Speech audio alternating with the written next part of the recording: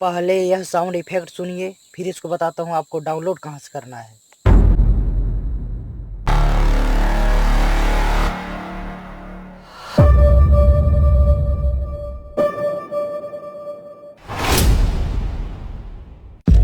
इस sound effect को download करने के लिए मेरा चैनल को सब्सक्राइब करो और लाइक कीजिए और अपने दोस्तों तक शेयर कीजिए और मेरा इंस्टाग्राम आईडी को फॉलो करके वहीं पर कमेंट कीजिए। वहीं पर मैं आपको लिंक दूंगा जहां से आप इस साउंड इफेक्ट को डाउनलोड करके अपना वीडियो को दमदार बना सकते हैं।